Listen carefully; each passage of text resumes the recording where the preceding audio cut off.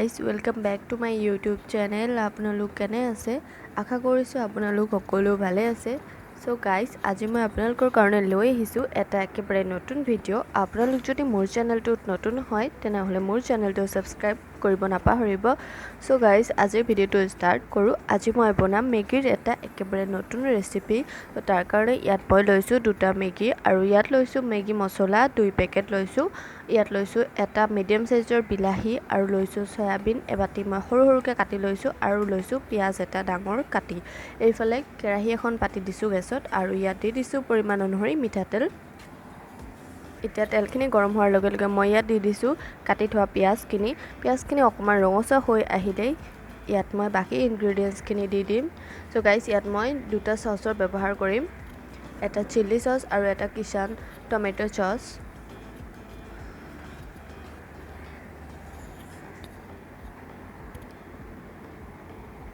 চ' guys আপোনালোকে ভিডিঅ'টো শেষলৈকে চাই থাকিব। চ' এয়া চাওক পিঁয়াজখিনি ৰঙচুৱা হৈ অহাৰ লগে লগে মই ইয়াত দি দিছোঁ কাটি থোৱা বিলাহীখিনি। এতিয়া বিলাহীখিনি অকণমান ৰঙচুৱা হৈ আহিব দিম, মানে অকণমান সিজি আহিব দিম। সিজি গ'লে ইয়াত মই দি দিছোঁ নিমখ 1 চামুচ আৰু দিম হালধি পাউডাৰ 1 চামুচ, জিৰা পাউডাৰ 1 চামুচ, ৰেড চিলি পাউডাৰ 1 চামুচ। এইখিনি শুকান মছলাৰে ব্যৱহাৰ কৰিম মই।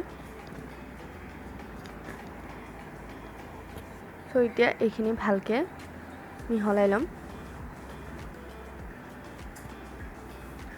এতিয়া এইখিনি ভালকৈ অকণমান সময়ৰ কাৰণে ফুটিবলৈ দিম, মানে তেলটো ফুটি উঠিবলৈ ইয়াত মই বাকী বস্তুখিনি দি দিম।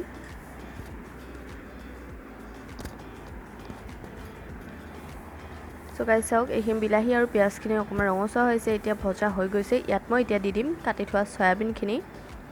আপোনালোকে মেগীৰ পৰিমাণ অনুসৰি চয়াবিনৰ ব্যৱহাৰ কৰিব, বেছিও ব্যৱহাৰ নকৰিব নহ'লে খাই বেয়া লাগিব।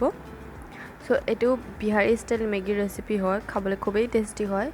আপোনালোকে একেধৰণে মেগী খাই খাই যদি ব'ৰ হৈ গৈছে তেনেহ'লে এনেকৈ খাব পাৰে বনাই। মোৰ চেনেলত আৰু 2টা মেগীৰ ৰেচিপি আছে, চ' সেইকেইটাও ট্ৰাই কৰিব পাৰে, সেইকেইটাও খুবেই টেষ্টি হয়।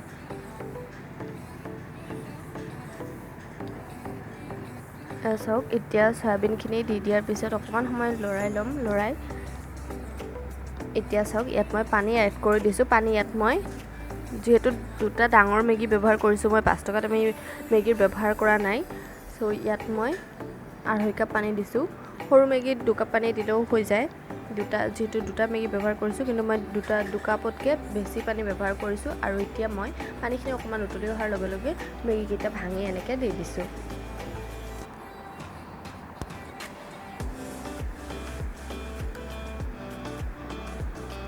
মেগীখিনি ভালকৈ এতিয়া এই পানীখিনিৰ লগত মিক্স কৰি ল'ম। মিক্স কৰি তাৰপিছত ইয়াত মই দি দিম যিখিনি মেগী মছলা উলিয়াই থৈ দিছিলোঁ, সেইখিনি ইয়াত মই এতিয়া দি দিছোঁ।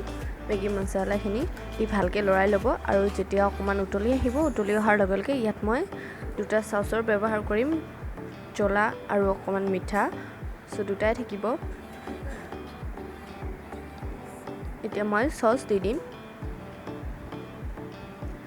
চ' গাইজ চাওক চচ দি দিছোঁ আৰু চচ দিয়াৰ পিছত একেবাৰে শেষত আপোনালোকে চচ দিব আৰু চচ দি এতিয়া ভালকৈ লৰাই ল'ব। এয়া চাওক হৈ গ'ল মেগীৰ একদম ৰেডি। খাবলৈ খুবেই টেষ্টি হয়। এনেকৈ আপোনালোকে স্পাইচিও বনাব পাৰে এইটোৱে। ইয়াত যদি আপোনালোকে আৰু বেছি জলকীয়া গুড়ি বা কেঁচা জলকীয়া কাটি দিয়ে, খাবলৈ আৰু খুবেই টেষ্টি হ'ব। আৰু যদি বাচ্ছাৰ কাৰণে বনাই আছে তেনেহ'লে স্পাইচি নকৰিব, মানে জ্বলাটো কমাই দিব। চ' এনেকৈ এবাৰ ট্ৰাই কৰি চাব, খাবলৈ খুবেই টেষ্টি হয়। একেবাৰে বেলেগ ধৰণে আজি ট্ৰাই কৰিলোঁ।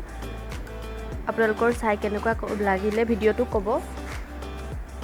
চ' গাইজ যদি মোৰ ভিডিঅ'টো চাই আপোনালোকৰ ভাল লাগে তেনেহ'লে লাইক, শ্বেয়াৰ আৰু ছাবস্ক্ৰাইব কৰিব নাপাহৰিব মোৰ চেনেলটো। Thank you so' much.